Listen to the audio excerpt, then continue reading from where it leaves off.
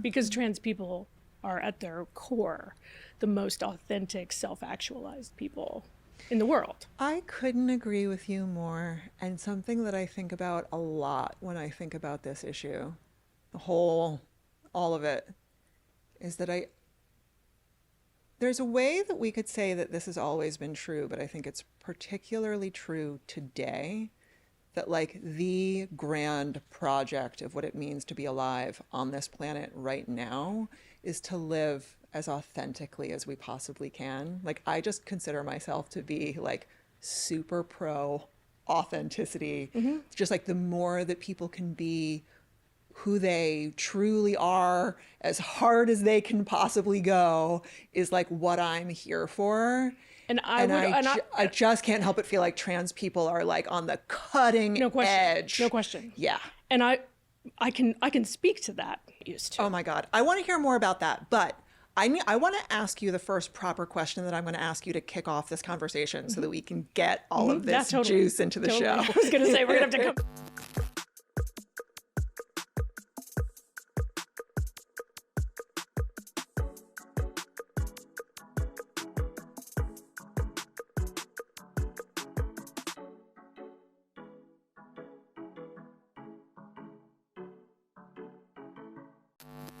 Welcome to The Nature of Nurture. I'm your host, Leslie. I'm very excited for today's conversation. I'm here with my friend Tara Trask. Professionally, Tara is a nationally recognized trial and jury consultant, and she's been running her firm, Trask Consulting, for almost 30 years. But we're not here to talk about her work. In 2020, right as Tara and I were becoming friends, actually, she started to realize that she had been feeling uneasy for a long time about being categorized as a woman, and she started to investigate it. Over the past few years, she's been thoughtfully studying her relationship with gender.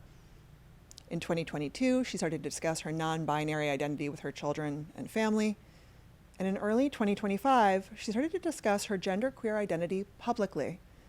Tara uses she, her pronouns, or otherwise put, she doesn't really care what pronouns you use for her. But she wants to share her story more broadly to help educate folks who find the topic of gender confusing and to provide support to the LGBTQ community. What I want is to have a more nuanced conversation about gender than what I think is often happening in the public discourse these days.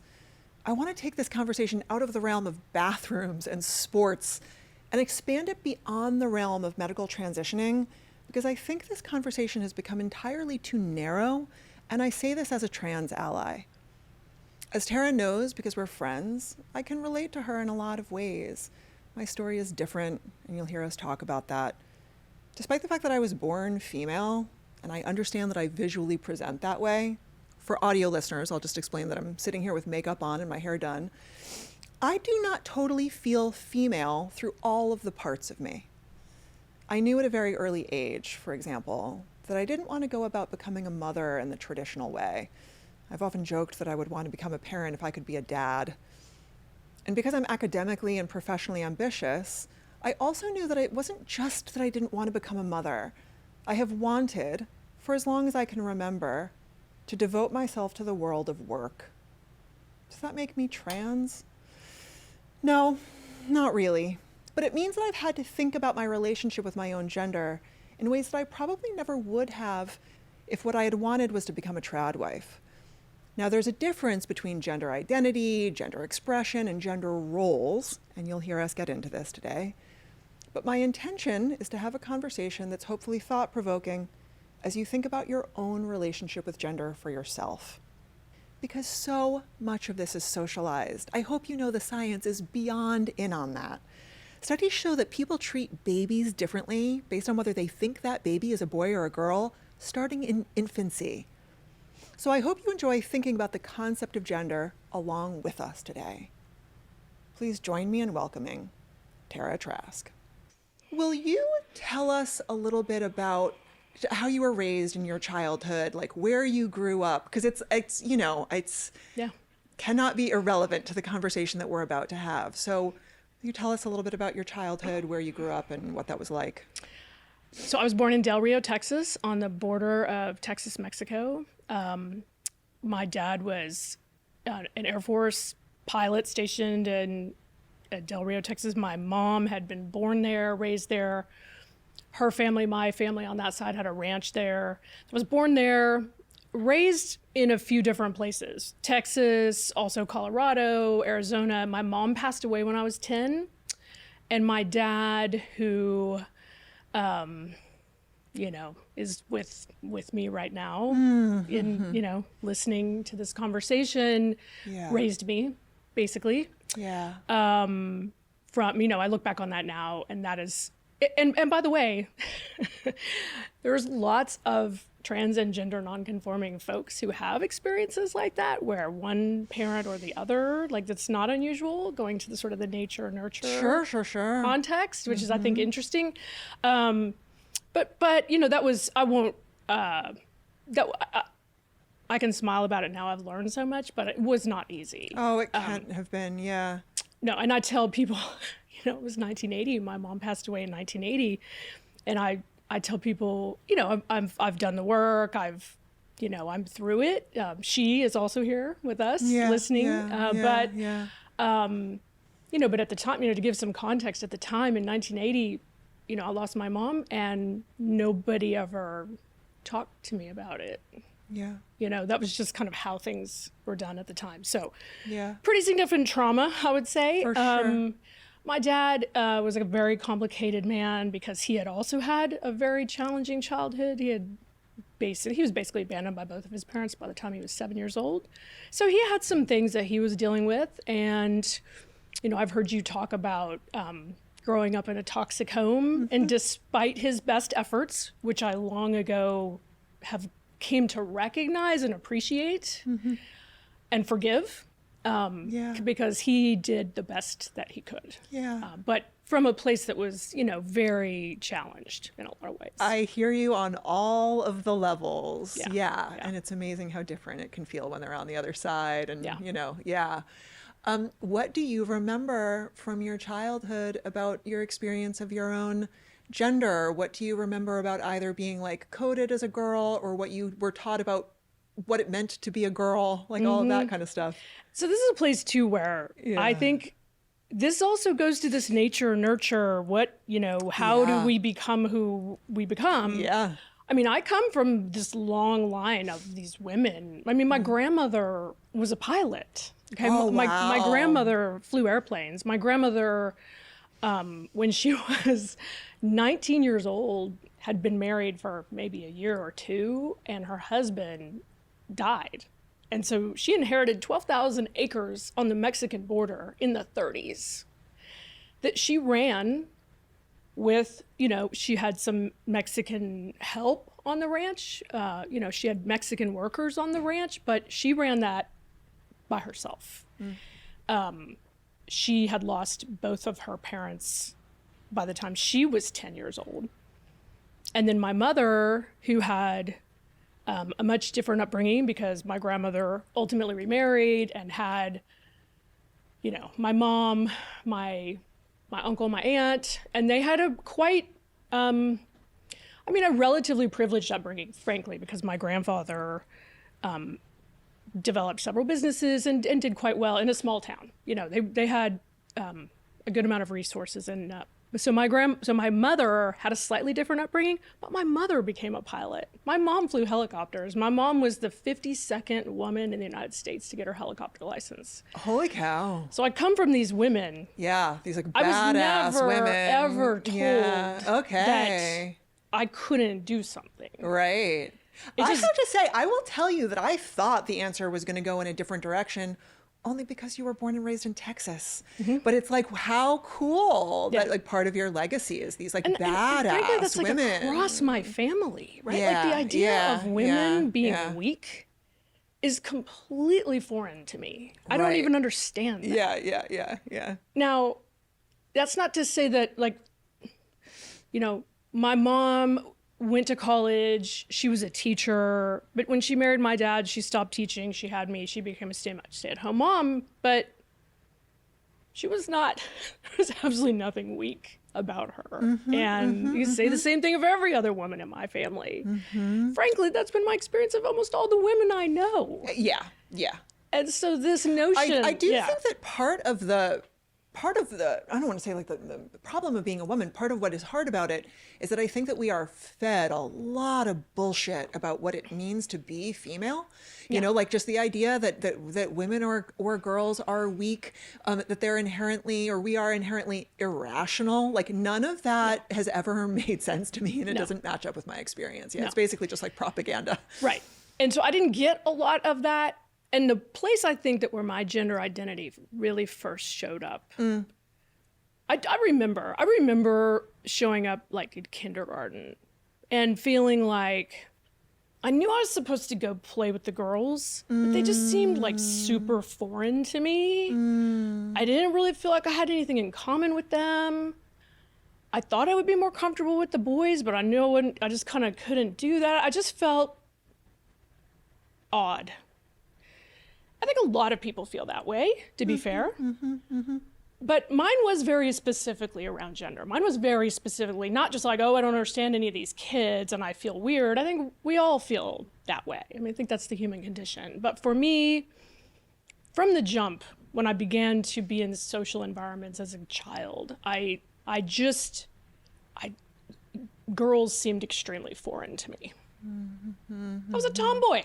That's the best way to say it, right? At that age. And I think lots of girls are like that. And in some ways, that's a label that suited me then. It has always suited me, and it still suits me. Yeah, yeah. And the truth is, tomboys are just gender non-conforming girls. Yeah. It is so interesting, like both language and how language evolves in the sense that I feel like we used that phrase a lot more when you and I were kids, but obviously we didn't have the language that we have today, you know, which is something I think it's going to end up being its own part of this conversation, just sort of like how we kind of think about things through the lens of language. Absolutely. But Absolutely. so will you give me a sense of how the maybe plot did or didn't thicken, in the sense that I know that 2020 was a really big inflection point for you. And I don't necessarily want to fast forward the tape too quickly to that. Yeah. But what was the time in the middle like for you? Yeah. I mean, during that period of time, I know it's so fun, all of this happened before I knew you, but at some point along the way, you got married and had kids. And Yeah, totally. like, what was your experience of your gender like throughout that phase of life? Right. So just to back up slightly, and I'll get through it quickly. Sure. But like grade school, middle school, high school, like there were periods, I can remember being 15 and refusing to use any women's grooming products, for example. I didn't wear makeup at that point. But again, I did things in this kind of an androgynous way. Yeah. I remember like I groomed my eyebrows with like clear gel, I did some things, but like I would only wear, like I only wore like white men's t-shirts. And, you know, at the time, I don't know what, This is such a funny question, but did you have a style icon at the time? Yes. Who were you looking to? So the first person I ever saw that I thought, okay, there we go. And it was a person, but it was more than that. It was a character. It was the character of Mayday in A View to a Kill. So, oh my goodness. Okay, I don't know that. Grace I'm gonna have to look that up later. Grace Jones. She played the only female Bond villain.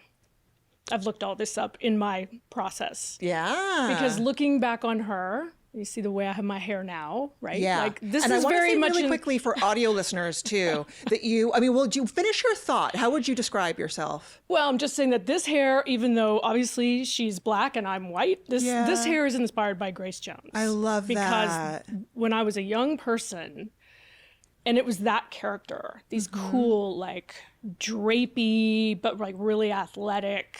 She was a total badass. She was also physically strong. And she was the first quote unquote woman that I ever saw that made sense to me. That I thought, yes, that's me. Yeah. And I'll just say for audio listeners that you have a platinum blonde faux hawk, which you have had that for as long as I've known you. Yeah. It's so fucking iconic. But I love that this is the origin story. This is the origin story. Yeah. And so it's funny because you're talking, like expression, right? As we all know, is there's identity and there's expression. Yeah. And so one of the things I kind of figured out as I was kind of on this journey, which I know we'll get to, but Sure. it did take me back to like, what have I always thought about Yes. myself? Yes. And the best thing I can say is that it never occurred to me I was a girl. A lot of the messages that go at women and a lot of the messages that wash over women, and like, that stuff just sort of floated by me because I didn't think it was for me. Mm-hmm. Because I truly inside am not a woman in the same way many of the women who I know are. So, interesting or kind of funny question. Would you be able to put into words what it feels like that is not that? Meaning that, does it feel inside inherently gender neutral, or does it feel a little bit masculine coded? It's more masculine coded. And I had something happen recently that really made me think about this. Yeah. And that was, I had an opportunity to go see Brandy Carlisle play in Mexico with some friends. And, girls just want a weekend is the tagline of that show that she does down there. And that's great, right? And all these women I know are going. And honestly, I that is not appealing to me. Yeah. I'm not saying that I don't have plenty groups of friends that are women. I do. But there is something about womanhood being really celebrated in a context like that. And one of my friends said, oh, well, there's going to be a lot of gay women there and you don't like women, you like men. So is that it? And I'm like, no, that's not it. And so I had to think about it because I was like, oh, that's a good question. Like, what is it? And I realized what it is. The reason why I don't want to go do something like that is that all the women in that context, they have a certain idea in mind of why they're all there together and what it means to them. Yes. And when they look at me, they think I think the same thing. Yes. And that's not accurate, and I feel like an imposter. Yeah. Yeah. That's the best explanation I can give for why identity actually matters. Yes. Because in that circumstance, because they would look at me and see, okay, is she gay? We don't know. She's gender something, but she's one of us. I'm not enough one of them to crash their party. It's a really funny thing. One of the things I want to explore today with you is like the upsides and the downsides of relating, because something that you and I have talked about prior to today is that, even though I don't necessarily identify as trans, I relate to that in my own funny way. And I do think there's this thing that kind of comes up for me around, it's almost like it's not necessarily a trans identity as if I don't feel female on the inside, but there are so many elements of female gender roles that I don't relate to and associate with that I have had a lot of instances. Like I basically have just had to like rule out the notion of like a ladies' brunch in my life because I'm like, I actually in my own funny way don't belong there. I find that a lot of times, and I really like, I don't want to feel like a bad feminist or like and I sure as fuck don't want to seem like I'm being some kind of pick-me, although I don't imagine that it's a very, very much of a pick-me thing to say, to be like, sometimes I kind of like low-key feel like a dude. But I think that sometimes when I'm in a group of women, I find that they will start talking about things that I don't really want to talk about. Like it starts to get like overly oriented. I don't relate to it. Right. It's like sort of too much about like relationships or all of these things where I'm just kind of like, this isn't like, I understand. So And I think that's, there's this spectrum, right? And I think that to me is just gender nonconforming. And this goes to this notion of gender expression, gender identity, the way people think about gender, the way people experience their own gender. It's all on a continuum. And that's true. And it is influenced by our family of origin. It's influenced by the environment we grow up in. It is certainly... Yes. I mean, I do tend to think there's potentially, they've not isolated anything, no genetic anything on trans stuff. That's true. Yeah. I've looked into it. There may be, I think they've done some like kind of twins stuff that there may be some clusters or something, who knows? Yes. And so I am not, I know some trans scholars are of the mind that gender is entirely a social construct, and I'm not entirely certain that's true. The truth is that we just don't know. I don't think I would argue it either way, Yeah, right? yeah. I just know I have profoundly felt this way since before my mother passed away. Yeah. And my life changed dramatically, and I was raised by my dad. Yep. And so I just think and this goes to the notion of, a big part of what I did, and just to fast forward to 2020 when I did kind of have this realization, and then I kind of started down this path of trying to investigate all of this. A big piece of that was trying to, I never ever want to be disrespectful to any community. And I don't want to claim I don't want to claim that I am part of a community or be part of a community if somehow that's disrespectful to the people. So I did all of that. And I came away from it all kind of feeling like these things are all on a continuum. And frankly, if people are willing, you can identify as a straight cis woman, and it doesn't change the fact that you might very well have pieces of your life that are very gender nonconforming, which just allows you to understand trans people better. Yes, yes. One of the kind of attitudes or questions that I have about all of this is that, people can think whatever they want. I'm not really worried too much about what anyone would think listening to this. The only thing that I care about in terms of what I am bringing to the table today is I would never want someone who feels true blue gender dysphoria. Correct. To feel like that their experience is somehow being like negated, or I'm like overly identifying in this way that's like inappropriate, or and like even sitting here with you, like, and this is what I meant by the upsides and the downsides of relating, is that like it's so interesting to think that as friends, we can have this conversation and talk about the places that we relate. And I also recognize that you have been experiencing something your whole life that is different than what I have experienced. And that's its own story. And so, I just would not. And I think the point you're making is good because, as I've talked to my family, my friends, people close to me about this, it is very typical when I start, if they ask me questions or I start trying to explain something, they say, well, I felt like that. When people, they don't do it on purpose. Yeah. They're trying to relate. Yes. But I was a tomboy too growing up. I was a tomboy too. But the way a person who's trying to kind of express something that, or kind of, he's not really coming out, but I guess that's the way the culture talks about it. Because the thing about coming out is it's something new.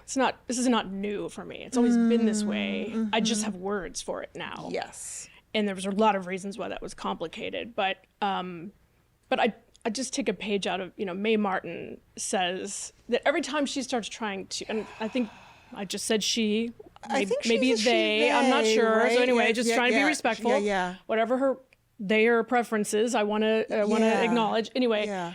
But one of the things that they say, she says, I know it's funny. I don't know, and I want to do the right thing. Finish your thought, and then we'll get there. We're going to talk about pronouns. She or they would be upset about it. But anyway, right, exactly. Is it in that stand-up? She says, I've had conversations with people about trying to explain and give them reasons, and it just doesn't go well. And so you're just going to have to take my word for it. And I really kind of like that, because it is very much an inner life. We generally know when someone says, a young person comes to us and says, I think I'm gay. We just support. We don't. People like you and I do. Right. Fair enough. Yeah. Right. I'm just saying that, but that's what I do think that the gender question tends to engage more questions and more doubt in people in some ways. Sure. And that's the piece where I find if I'm trying to explain myself to somebody who seems skeptical, I kind of will generally just say, you have to just kind of take my word. Well, I'm thinking two separate things hearing you say that. One is that, first of all, no one should ever have to feel like they need to defend themselves or explain themselves. Like, there are certain things that are just difficult, if not impossible, to put into words, and no one should ever feel like. And I think it would be useful for anyone listening to this right now, like if you identify with the gender you were born with, if you were born female and you identify as female, for someone to actually think to themselves, what makes me so sure? How do I know I'm female? How do I know I'm a woman? What is my womanness, right? Like, I think for a lot of people, they just don't ever interrogate it. And this stuff can be hard to put into words, but it's maybe worth trying. The other piece that I'm thinking about, though, and oh shit, it's like straight out of my brain. I'm probably having one of those menopause moments. Welcome to my life. Oh my God. Tara, it's like its own section in my notes. I was literally standing in front of a focus group full of people yesterday, Yeah. and I started and on a point and missed it. Oh God. Well, luckily it's back. Okay. So Okay, sometimes good. my thoughts escape me for a moment and then they come back. Excellent. So I think that one of the things that has been very hard for trans people over the course of the past like decade or so, is that it feels to some people like it's trending or it's trendy, you know, and it's really interesting to look at the data, because I did read something, this is out of UCLA research, that apparently something like 75% of people that identify as trans are under the age of 35, which is to say that the younger you are, the more likely you are to identify as trans. Absolutely. And there could be lots of reasons why that's true, Right. up to and including having the language to use. Correct. You know, like young people today are being raised differently than you and I were raised, and that kind of stuff. But there's something really important in here that I think has to do with potentially like a bias that's operating, which is that if you think that it actually is a good thing for people to question their gender identity and expression and gender roles, which I do, then that's nothing but positive that the numbers would be trending in that direction. I agree. It's only problematic that it's trendy if you think there's something bad or wrong about it. So it just Right. has to do with sort of like implicit bias, basically. Right. Ah, thank God it came back to me. Yes, yeah. No, and I mean, there was the book, her first name's escaping me. Last name is Shire. It's called like Irreversible Damage or something. And she quotes all these statistics. It's a very anti-trans book. And sure, when you look at the numbers, I guess you could argue it's a contagion, but you know, it's just like left-handedness. Yeah. Right? That's what people use, right? We don't have But any was it- more left-handed was it- people than we used to have. We just don't force left-handed people to be right-handed. 100%. That's- And also, was it a social contagion when women started wearing pants? Right. Like, it's just like life changes, it evolves. Correct. You know, our relationship with the notion of gender is evolving. I think it's a Correct. wonderful thing, actually. And part of the reason I think that you hear people trying to reduce it to biology, which even that is just a complete failure, because of course, to say, well, there's two sexes, like that's just wrong. That's just exactly. inaccurate. It's just completely it's fundamentally inaccurate. Yeah. But almost always, the people that are trying to do that have their own agenda, which frankly is tied to patriarchy and is tied to control of women, 100%. which is part of the reason why I've always struggled to understand, you know, the radical, you know, anti-trans feminists, because at the end of the day, they're just building a cage for themselves. You know, Yeah. trans people are just, they personify a freedom that a lot of other people have not investigated think for that- themselves. And to your point, would there be more trans people if people just decided to ask themselves questions? Maybe. Yeah. Yeah. Maybe. I do think it's that very freedom that is a big part of what's so threatening about it. You know, that for people in certain social circles, particularly on the right, there is this kind of clinging to the boxes that we were given a long time ago because it's comforting. And the idea that someone else is stepping outside of that box, then it's sort of, you know, it just, anything that threatens the status quo. I know I'm not necessarily like saying anything totally novel right now. But so here's a question I have for you. It feels like, I know that it was about, 5 or 6 years ago that something really changed for you. And by the way, let me know if you need or want more water. I know that it was about 5 or 6 years ago that things kind of started to change for you. And I can only imagine that it has to do with this piece of like suddenly having language for something you didn't have language for growing up and that kind of stuff. But like, will you walk us through that a little bit? Sure. The sort of like light bulb moment. Sure. Yeah. Yeah, because it was kind of wild, actually, what happened. Yeah. I don't know if we've had this conversation privately even. Only a little bit. I have a Okay. feeling you're about to say more than I've ever known. But it's really crazy to think. One thing I just want to point out to you is that we were just becoming friends at the time. Yeah. Like I was just getting to know you. But so walk me through So it. I was living in Marin County at the time, and it was during the pandemic, and it was June, and I was hanging out my pride flag, like I do every June, for the pride, for the LGBTQ community, who I have long had, frankly, almost my entire friend group.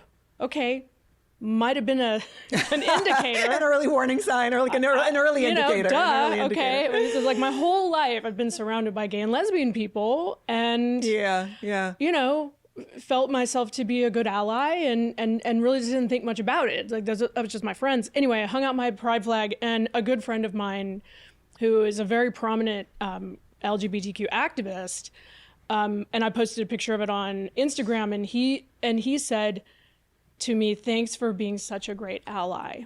And I don't know why. I don't know why in that moment, but being called an ally. Now, if you'd asked me 10 minutes before that message came in, if I was an ally for the LGBTQ community, I would have said yes.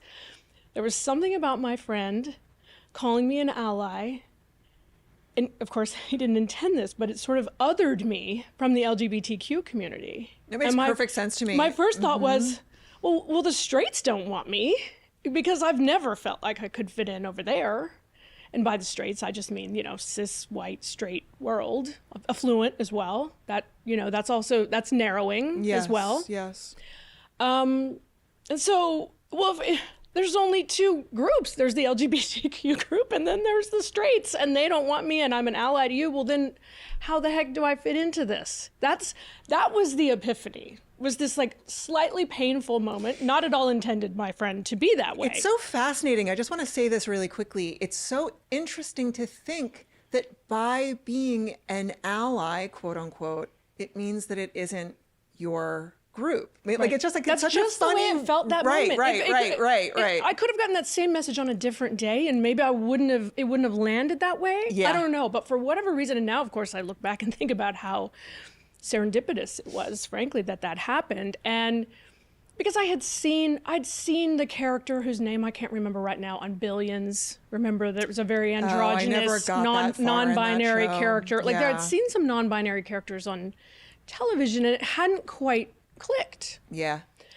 And then also, I think the most important piece of this whole story, and what became abundantly clear to me as I began my own sort of personal investigation, was, I was assigned female at birth. I've lived my life as a girl and a woman, largely, even though that always felt a little funky to me, but I've always been attracted to men. Yeah. And had I been attracted to women, I would have I feel like I would have had a lot of clarity a lot earlier. Yeah. Because I would have been part of the queer community, and I would have been able to understand the intersection of gender and sexuality and how all those things can, I think it was in 2011 or 2012, maybe it was later than that, when I first saw John Oliver do an episode about the differences between gender and sexuality. Right. These are just things that are relatively recent for so many people. Mm-hmm. I won't kid you. I look back now and I'm like, how the hell did I not figure this out? Mm-hmm. But I know how I didn't figure it out. Mm-hmm. And I've tracked across the course of my life a few places where, had I taken this turn or taken that turn, I might have stumbled into it earlier. But what happened was, I put out that pride flag, my friend said the thing, I felt kind of wounded by it and othered. And so it was funny because it just occurred to me, I'm like, wait a minute. Maybe I am queer somehow. Maybe I'm one of the, the only representations of non-binary I had seen were on television, and they were just sort of two-dimensional characters. I called my oldest friend, who's known me the longest. I called her and I said, do you think that I might be non-binary? And she goes, oh, honey, what are you, duh. Literally what she said to me. I love this. And I was like, oh, I mean, it's just.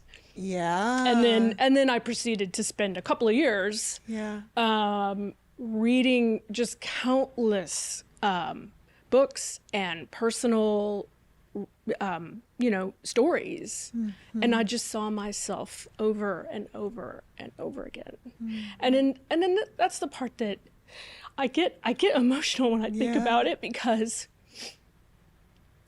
it healed me. Yeah. Completely, to understand yes. that I was not alone in the world, in the way life felt to me, that there were other people who experienced life the way I did, and it healed me in a way that I can't explain. God, that's so beautiful. Can you remember, and let me know if you need a tissue, by the way. Thank you. I always get choked up when I think about that, mostly because I was 51. I mean, I was looking at when I wrote this. I mean, I was 51 years old and in a lot of ways, that's a really long time to feel so alone, because I felt completely alone in the way I experienced the world. Yeah. And I don't anymore. That's so beautiful. Yeah, you must have really felt like you were kind of on an island. Thank you, Asher. Thank you. I appreciate it. Thank you. I mean, that was my experience. I'm just weird. Yeah. I just felt weird. Yeah. And I had made a lot of peace with it. But I still felt weird. Yeah. And now I just, because of so many of the, and frankly, I read one of the greatest, LGBTQ stories that was ever written down was that of Lou Sullivan. And Lou Sullivan was assigned female at birth, born in Milwaukee, Wisconsin, I want to say, and died of AIDS as a gay man in San Francisco, having lived out his life exactly as he had anticipated it.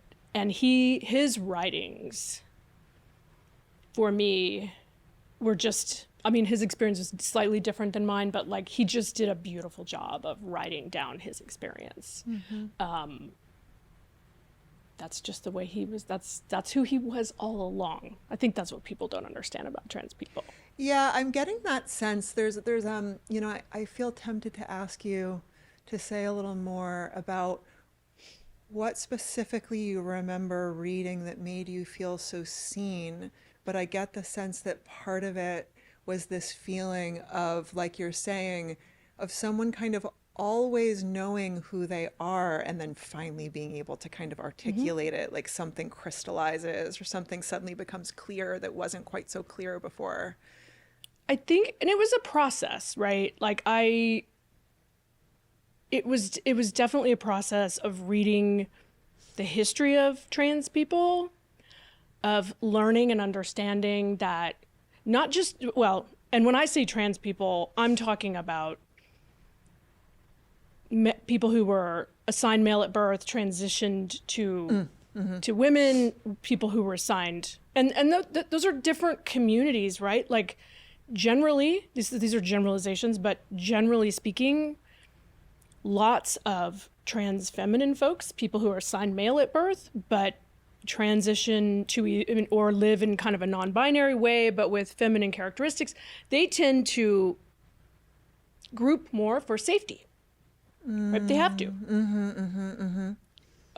Whereas it can be a little bit different for what we would call trans masculine people, and a lot of trans men have a lonelier existence in some ways. So learning all of that was helpful to me. And then there's people like myself who are kind of in the middle somewhere, but so much so that we don't identify as cis. That's the one thing I really landed on, which was, I don't kind of love all these words. I don't know. I'm a non-binary, genderqueer. You know, I'm a woman. I've lived as a woman for a long time. I consider myself a non-binary woman, genderqueer woman. I'm okay, you know, but I think that now I've done it. Now I'm having a menopause moment where I've just lost my train of thought. Yeah, that's so funny because I feel like I know where you are headed in terms of like, sort of how you identify. We'll just give it a minute. Yeah, I know. I just don't remember where I was heading with that. But anyway, it's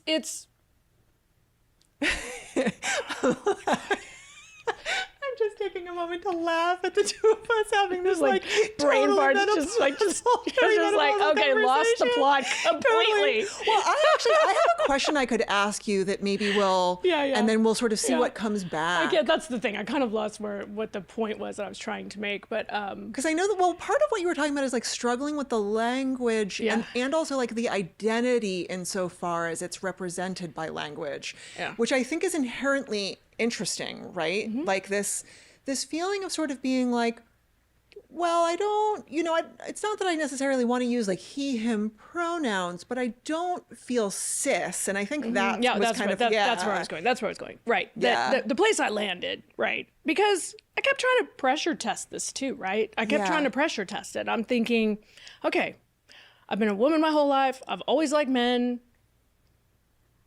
What's not straight and cis about that, right? Well, that my gender, for one thing, because that's just not really my experience.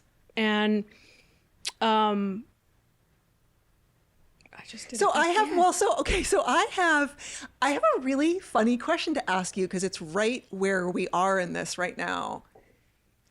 I am wondering if there's any chance that it wasn't a coincidence that it was around 50 years of age that something crystallized for you. Because something that I have noticed for myself, so I'm 48, and over the course of the past couple of years, as I have become more aware of, I'll just say like parts of myself that feel masculine or masculine coded, in a way, that's always been true. That's not necessarily new news for me. But something has become more clear. And for me, I don't think it's totally a coincidence that it's kind of lined up with like perimenopause. And I wonder if there is anything about having your hormones shift that helped to concretize something for you. Because I think estrogen is like a head fuck. Maybe, but I will say this happened to me. I mean, I was still in peri when my epiphany happened, right? Like I actually did not seek, now I got HRT, right? But I did not seek that until like 22, maybe. So I was a couple years into this. Yeah. But there was another event that happened. This is such an interesting question because I've never thought about it quite like this. Yeah. But we make space, right? There's something happens that we make space for things that occur to us or whatever. And so I stopped drinking. I actually got sober in 2013. Yeah. And that was obviously a change of life that was really dramatic and it changed the way that I live. And I kind of moved into this really like radical honesty that comes with recovery. But like many addicts in recovery, I didn't really start living the principles until I had this sort of near-death experience where I got sepsis. No reason to go into why, but I got sepsis and almost died. And so after that, this is around when? This was 2018. Okay. And that was a reboot because that kind of it was such a blessing in so many ways because it was such a reboot for me.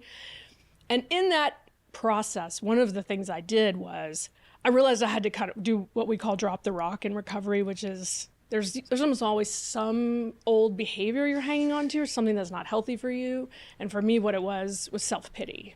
Because I'd always felt alone and I'd always, I'd engaged in a lot of just sort of self-pity as a self-soothing thing. And when I came out of the hospital, I'm like, okay, done with that because I'm alive and my kids are here. And I only have so many more years with my 2 kids at home. And so one of the things I did as a result of that was I chose to stop seeking a partner while my kids were at home because I didn't want to take the time away from them to date. Yep.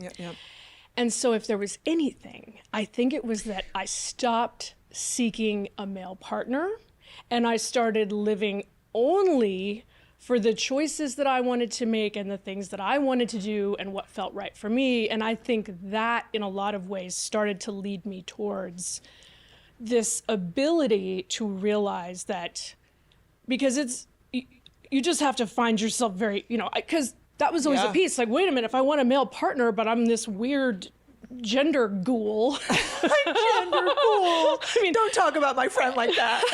Right? But like, those were some of the, yeah. Because up until that point in my life, mean. I had done a lot of things where I'm like, well, that's kind of masculine, or that's to this, totally. or that's to that. And I think that was a real change. I love the question because I'd never really thought about this. Well, and it's so funny because there's a bunch of things kind of converging around this, and you're leading me straight to a separate question that I was going to ask, which is like, sort of, was it kind of hard to kind of recognize your genderqueer identity as someone who effectively identifies as heterosexual? Because one of the things I just want to acknowledge there's so many things about this that are a little bit like, trying to kind of get our hands around all this stuff.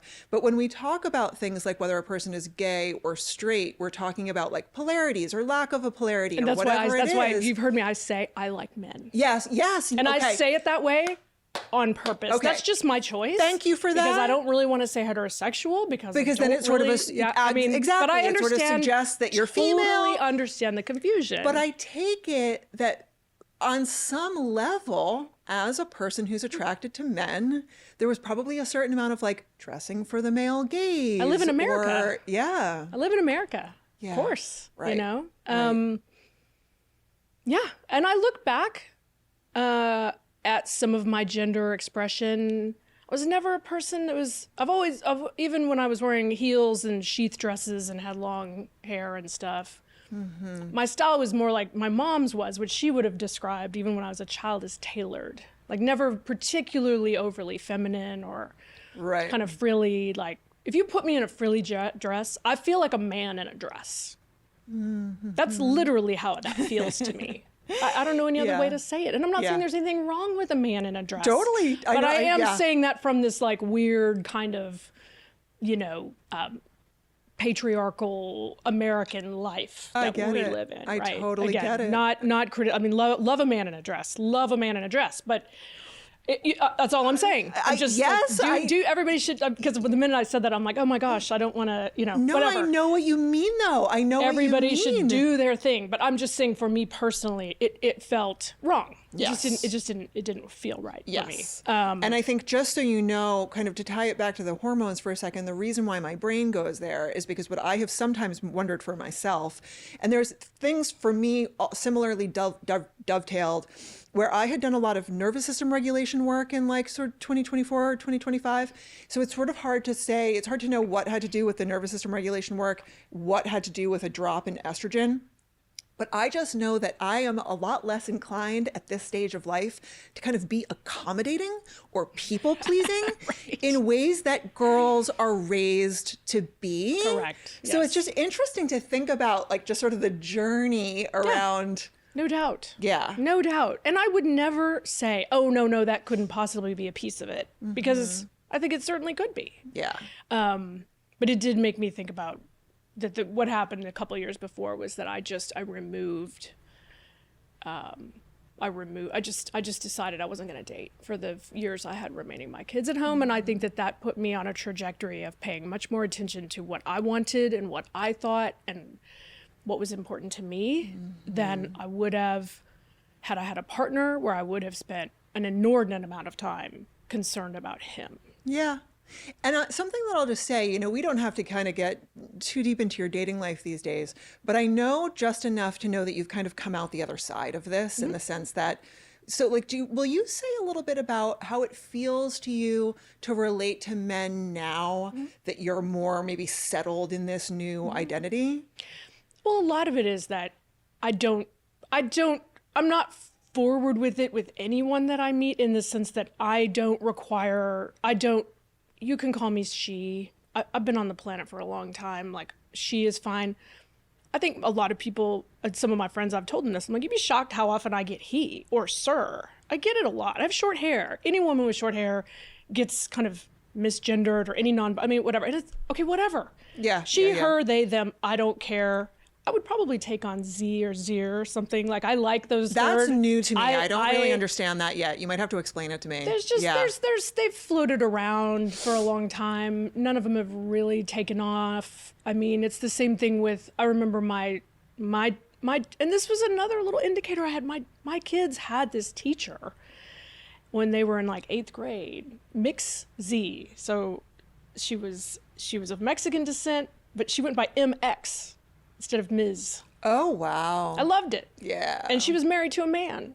Now, you would have thought, and I actually remember at the time thinking like, okay, I'm kind of like Mix Z. I do remember thinking that at the time. Like, I'm kind of like her. She's married to a man, but did not go by Ms. and hadn't taken his last name and those kind of things. So she was attempting a third path, which I'd be for. But anyway, all that to say that, like, for me, relating to men, I mean, again, like, I don't know that they would know, right? Like, I will say, right, like, you don't even necessarily have to name it. But the one thing I would say that I find interesting, and this I think goes to the point of just, if we are who we are, which I am more myself now than I've ever been in my life. Yeah. And so, for example, I was in deep East Texas yesterday and the day before, and I was doing focus groups on a case there, and there were many old, cranky, conservative dudes who, when I walked out of having just finished my focus group with them, they will, I mean, I was talking to 4 of them. Where do you live in California? Well, I live in Los Angeles. I mean, and every single one of them, I could guess, just given where I was and how old they were and everything else, would probably be the exact kind of people who were probably either posting or saying negative things about trans people. And I can promise you, the conversation did not turn to that, but we were all having a very lovely conversation. And I would have been able to have a lovely conversation with them because I can relate to them, because I can talk to them about things in Texas. That's where I'm from, and ranches. And like, I just feel like I relate fine to men because I am my most authentic self. And I find, frankly, in all aspects of my life, that draws people to me in a way that I did not have happen before. Yeah. I don't know what it is, but people come up to me now and will ask me, people treat me like they know me, even if they don't in public. It's awesome. It's awesome. And I can imagine how that's true, given what you're saying, that it's almost as if you sort of like radiate this level of comfort with yourself that puts other people at And in ease. fact, one of my clients, who I happen to know, is extremely conservative. He's just a very conservative man. I adore him. He's a lovely human being. I think we would probably disagree on many topics. But he said to me one time, he said, I just really like being around you, because I'm not sure I know anybody that is as comfortable in their own skin as you are. Yeah. And I took that as a great compliment from him, and also just what anyone can achieve if they just are true to themselves. And that sounds so trite, but I think... not to me, it doesn't. You know, I think I find when, you know, I have one friend, she's this older woman who's a very good friend of mine. She's very harsh, right? And she's of a different generation. And every time I see her, she says, when are you going to change your hair? And she says it to me every time. Oh my God. I just say, probably never, because I get so many compliments on it. But more importantly, the way the world reacts to me and interacts with me and seems to trust me. Yeah. That's the thing I really like, that I can't imagine giving up. And don't you just want it for everyone? Yes. You know, that's just what I want for everyone. For people to be able to find the truest true within themselves and to live that way. Exactly. So I want to talk a little bit about what's in these binders. Yeah. Will you walk us through what this is and why you wanted to bring it today? Sure. So I have folders, I should say. Not I have binders. a huge binder behind me but I just pulled out a couple. So I did, when I set upon this I set upon my gender journey, as I would call it, kind of like I've done everything in my life. Any interest I have or anything I'm kind of passionate about, I just start diving into books. I start reading. And at the time I was living in a house where I had this whole wall of windows in my living room. And so I bought a bunch of these colored big stickies, and I just started making notes. And at the time I thought I was going to write a book about my gender journey. And as it turned out, I kind of decided once I got it all up there and I charted it all out and I'd done all the research and I'd made myself comfortable with where I was like, maybe some art is just designed to be for ourselves. And even the way I did it on the wall was kind of an art project. But actually getting ready for this conversation, I'm looking at these things again, it kind of made me wonder if I should kind of, re-engage the project, but and I might. I mean, I have here written, the gift, to have language breach mainstream consciousness in one's midlife that provides a paradigm of understanding. This is a truly remarkable gift. To know my community, to read their stories, and to see myself in them, it's indescribable. And then I wrote crying, because I have all through here, like places where I would just start crying, because it is hard to explain that. I mean, that's kind of what I got broken, because you just like, who gets that, right? Like, I was so lucky to have had this thing happen. And it like you're saying it exactly right. I wish it for everyone. I've got a question for you, because you referenced when we first really started recording, you were talking about your parents being with you. So I'm just thinking about this, nod to spirituality. Are you inclined to think about it at all through the lens of like a spiritual journey? Or, yeah. Will you say a little bit about that? And a little bit I say that because look, when I began it, and this is where I don't want it to sound arrogant or like I went and found a bunch of stuff that supported.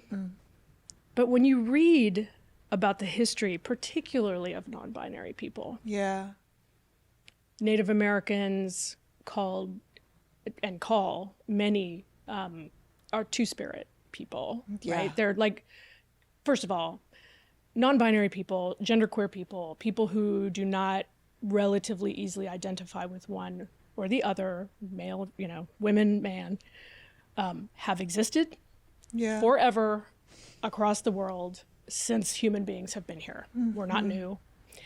Even though, to your point, because there's more conversation about it, I think there's more interest in it and all those kind of things, but we've always been here. And when you read about non-binary people in particular, in many, many cultures, they are revered as having qualities that allow them to address the beyond a little bit more. Now, I'm not saying I have that. But I do think, think it's beautiful.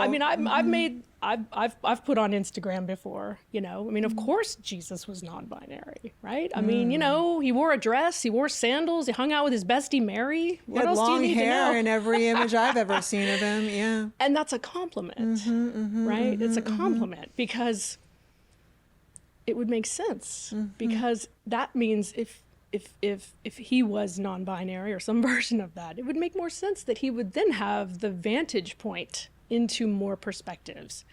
And if there is a spiritual component of it, I would say that it is perspective enhancing in ways that I think can be helpful. I am totally inclined to agree with you. Part of how I see it too, and where it does feel spiritual to me, is that I actually do think that it is part of our mission in incarnating on this earth to connect with ourselves in our authenticity.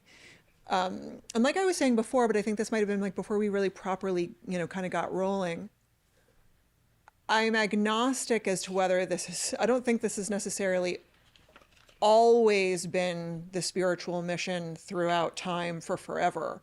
But I think that there is something about this moment in history where what we are being tasked with is finding our truth within ourselves and owning that to the best of our ability. Right. And I do think that trans people are at the front line. You know, the extent to which people are having to fight to be seen and known and, you know, to fight for the truth of who they are basically means that they're like at the front lines of this, like a culture war that is symbolic of and representational of like a spiritual war. Right. You know, it's not to sort of sound too grandiose about it, but I actually believe that. Anytime that any group of people are oppressed, Yeah. it's only a matter of time until the borders of that oppression widen to capture people who did not think that they were in the crosshairs. Yes. That's just been true historically. Perfectly put. And that you are so correct. We could list out, I mean, the hundreds of anti-trans that have been introduced. Yeah. And the one thing I would like to say about that is that the thing that really bothers me about the conversation around trans people is that it very often excludes trans people from the conversation. From the conversation, yes. But more importantly, the thing that I've found most disturbing, aside from just the sheer numbers of that are being introduced against trans rights, is the way it is framed, because it frames trans people as imposters.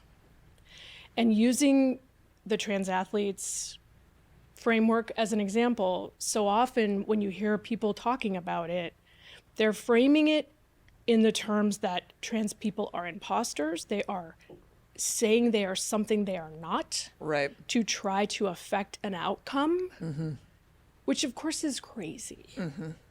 Nobody is going and transitioning so they can win a swim meet. That's the impression that gets left, though. Yes. And you and I have had this conversation about the importance of language. Yeah. And that's the underpinning that is so dangerous, is demonizing trans people because you are saying that they are changing themselves or doing something to take something from other people. And that's the part that is just a fiction. Totally. It's a complete fiction. But along those lines, I mean, when I was working on this project, because I love America. I know America is incredibly flawed, and I know our history is incredibly fraught, but I think our history is so fascinating. And I think because I work in law, and I've been so fortunate to be privy to a lot of really interesting legal scholars and constitutional scholars, and I think particularly young people it's very easy to lose sight of how completely radical the American experiment was at the time, and frankly remains.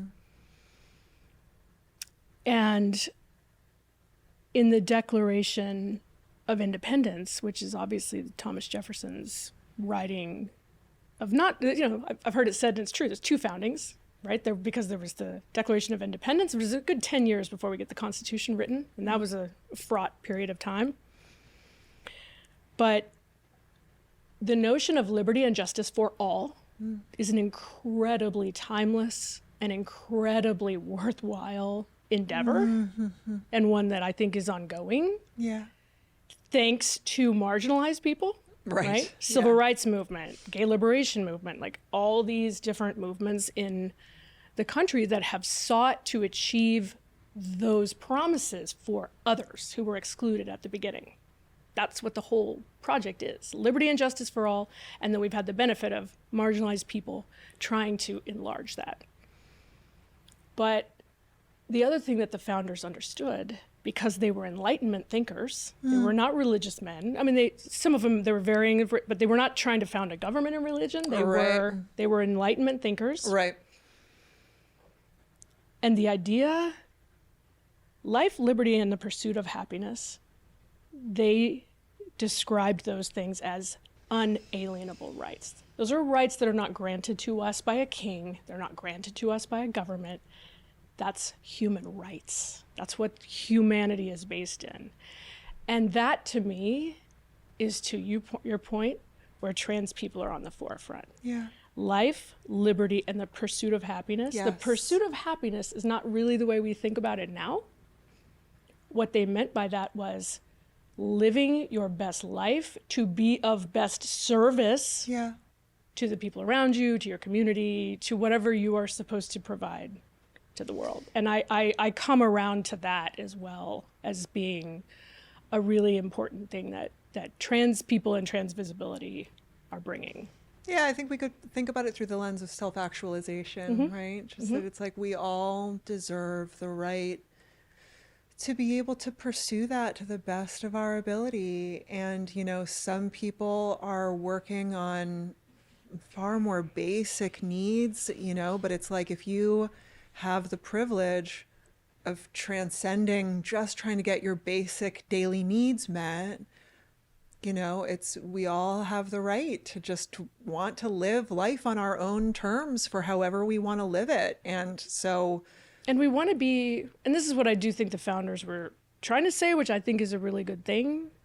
And I know this puts it kind of back in an American context, but it is the way I think about it. Like, we need to be self-actualized I think we can be our best selves and spend our best time on the planet the more self-actualized we are.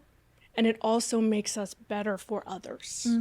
And that's the sort of citizenship part of it. That's the part of, I'm a better American. I'm a better Californian. I'm a better person in the world. I'm better for my family. I'm better at my work.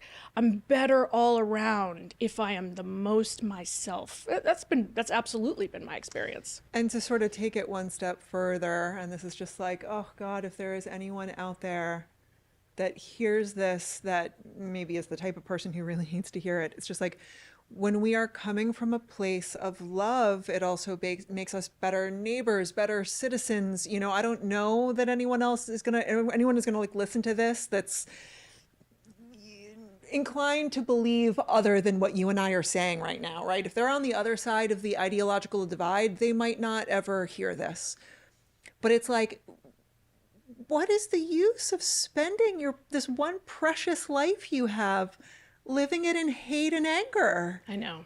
I mean, that's kind of my one big problem with what, you know, we're dealing with in the country right now, which is, wouldn't we all be better off trying? I mean, you don't have to agree with everything people do. You don't have to necessarily understand. You don't have to understand. Exactly.